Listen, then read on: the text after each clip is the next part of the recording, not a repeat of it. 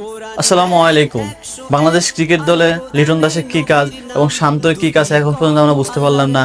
আজকে পর্যন্ত যতগুলো ম্যাচ হয়ে গেল আমেরিকার বুকে, কোনো ম্যাচে আমরা লিটন দাসকে ভালো একটা পারফরমেন্স করতে দেখি নাই। সেখানে শান্ত বাংলাদেশের ক্যাপ্টেন হয়ে এতদিন আছে এবং এতগুলো ম্যাচ অলরেডি তার ক্যাপ্টেন্সি অবস্থায় খেলা হয়েছে, কিন্তু সে ভালো একটা স্কোর দেখা পায়নি। সে গতকাল ডাক না মারতে পারলো, ডাক থেকে বাঁচার জন্য একটি রান নিয়েছে, সেখানে শান্ত তার পথে হেঁটেছে। শান্ত ডাক না মারতে পারলো, সে একটি রান নিয়েছে এবং লিটন দাসও একটি রান নিয়েছে এবং তাদের এক এক দুই রান নিয়ে বাংলাদেশকে জয়লাভ করা সম্ভব।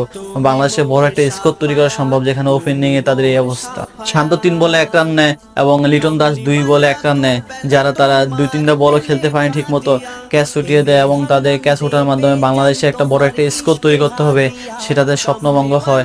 এভাবে যদি খেলতে থাকে তারা বাংলাদেশের জন্য খুব একটা গুরুত্বপূর্ণ হয়ে উঠবে না তারা। আমরা চাই যে লিটন দাসকে বসে হয়তো আফিফ হোসেন সহ আরো যারা আছে এখনো বসে আছে এবং যারা বেঞ্চে বসে থাকে